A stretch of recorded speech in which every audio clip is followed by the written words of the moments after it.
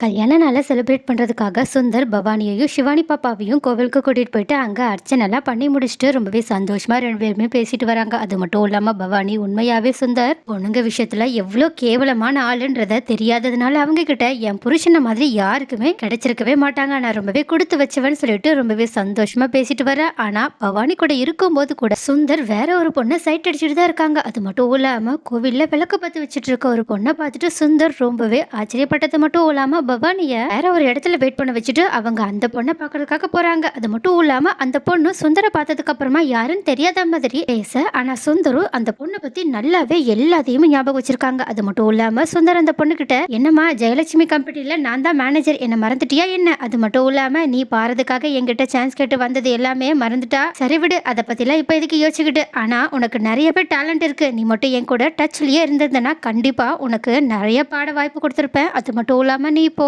ரொம்பவே அழகாவும் இருக்குன்னு சொல்லிட்டு அவங்களோட அழகா புகழ்ந்து பாடிட்டு இருக்க. அப்ப கரெக்டா அங்க பவானியுமே வந்து என்னங்க அப்படின்னு கூப்பிட, உடனே இதனால ஷாக் ஆன சுந்தரு, ஐயோ இவ அதுக்குள்ள வந்துட்டாளா, நம்ம பேசினதை கேட்டுட்டானா, ஐயோ பிரச்சனை ஆயிருக்குமேன்னு சொல்லிட்டு திரும்பி பார்க்க, ஆனா பவானியோ எப்பவும் போலயே ரொம்பவே சாதாரணமா சுந்தர பார்த்து, என்னங்க யார் இவங்க, இவங்க கிட்ட நின்று பேசிட்டு இருக்கீங்க, என்ன விஷயம்னு கேட்க, உடனே இதை கேட்ட சுந்தரு, அப்பாடா எப்பவும் போலயே பவானி நம்ம என்ன பண்ணிட்டு இருக்கோன்றத சுத்தமா கவனிக்கவே இல்லைன்னு சொல்லிட்டு செம்ம தனாவட்டடையும் ரொம்பவே கான்பிடண்டோடையும் பவானி கிட்ட எப்பவும் போலயே போய் சொல்ல ஆரம்பிக்கிறாங்க. அதே மாதிரி பவானியுமே ரொம்பவே முட்டாள்தனமா சுந்தர் சொல்றது எல்லாத்தையுமே நம்பிக்கிட்டு அவங்க கிட்ட பேசிட்டு அங்கிருந்து கிளம்பி போக, ஆனா போகும்போது கூட சுந்தர் அந்த பொண்ணை திரும்பி பார்த்து சைகை மூலியமாவே எனக்கு போன் பண்ணு அப்படின்னு சொல்லிட்டு போறாங்க. உடனே அந்த பொண்ணுமே சுந்தர் இப்படி சொல்லிட்டு போனதோட மீனிங் என்னன்னு புரிஞ்சுக்கிட்டு ரொம்பவே சோகத்தோட நின்னுட்டு இருக்காங்க. ஆனா அப்போ நம்ம யாருமே கொஞ்சம் கூட எதிர்பார்க்காதபடி கண்டிப்பா சுந்தர் ஏதாவது ஒரு விஷயத்துல மாட்டுவாங்கல்ல அப்படின்னு பொன்னி நேத்து நைட்டு சக்தி கிட்ட சொன்ன மாதிரியே கரெக்டா அந்த கோவிலுக்கு பொன்னி சாமி கும்புறதுக்காக வரும்போது கரெக்டா இந்த விஷயத்த அவங்க பாத்துறாங்க. அது மட்டும் இல்லாம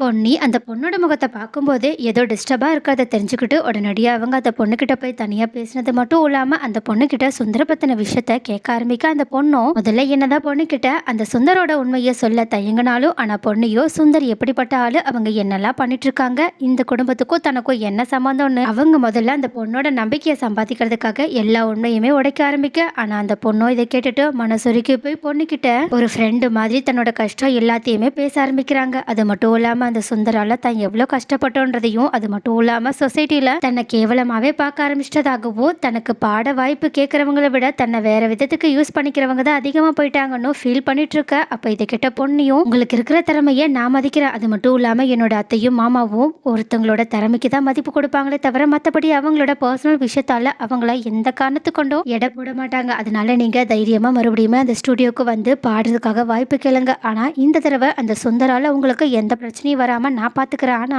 அதுக்காக ஒரே ஒரு விஷயம் மட்டும் நீங்க எனக்கு உதவியா பண்ணணும்னு சொல்லிட்டு பொண்ணு அவங்க கிட்ட ஏதோ ஒரு விஷயத்த கேட்க, உடனே அதை கேட்ட அந்த பொண்ணுமே முதல்ல பொண்ணு கேட்ட விஷயத்துக்கு கொஞ்சம் தயங்கினாலும், ஆனாலும் நமக்கு வாய்ப்பும் கிடைக்கும், அதே சமயம் நம்ம இதுக்கப்புறமா இந்த மாதிரி தப்பான ஆளுங்க கிட்ட போக தேவையில்லைன்னு சொல்லிட்டு யோசிச்சதுனால பொண்ணு கிட்ட சரின்னு சொல்லிட்டு சம்மதம் தெரிவிக்க, உடனே இதை கேட்ட பொண்ணையுமே ரொம்பவே சந்தோஷமா இந்த விஷயத்த சக்திக்கு கால் பண்ணி சொல்றாங்க. அது மட்டும் இல்லாம சக்தியுமே அப்பனா சுந்தர் மாமாவுக்கு எதிராக நமக்கு இப்போ ஒரு ஸ்ட்ராங்கான ஆதாரம் இருக்கு அப்படின்னு நினைச்சு ரொம்பவே சந்தோஷப்பட்டது மட்டும் இல்லாம பொண்ணு கிட்ட, பொண்ணு இந்த உண்மையை இப்போ நம்ம குடும்பத்துக்கிட்ட சொல்ல வேண்டாம், நம்ம எதுவா இருந்தாலும் நாளைக்கு பாத்துக்கலாம், ஏன்னா என்னோட அக்கா பொய்யான வாழ்க்கையா இருந்தாலும் பரவாயில்ல, இன்னைக்கு ஒரு நாளாவது அந்த ஆள் கூட சந்தோஷமா இருக்கணும்னு ஆசைப்படுறேன்னு சொல்லிட்டு சென்டிமெண்டா பேச, உடனே பொண்ணையுமே அதை புரிஞ்சுக்கிட்டு சரிங்க ஒன்னும் பிரச்சனை இல்லை, இதுதான் அந்த பொண்ணோட நம்பர், எதுவா இருந்தாலும் நீங்க அந்த பொண்ணுகிட்டயே கூட கான்டாக்ட் பண்ணி பேசுங்கன்னு சொல்லிட்டு அந்த பொண்ணோட நம்பரை எடுத்து கொடுக்க, உடனே அந்த பொண்ணும் முதல்ல பொண்ணியோட போன் மூலியமாவே சக்தி கிட்ட பேசுனது மட்டும் இல்லாம சக்தி அந்த பொண்ணு கிட்ட நாளைக்கு நான் உங்களை கூப்பிடுறாங்கன்னு சொல்லிட்டு போனை கட் பண்ண, உடனே அந்த கோவில்ல இருந்த பொண்ணுமே பொண்ணுக்கிட்ட ரொம்பவே தேங்க்ஸ் சொல்லிட்டு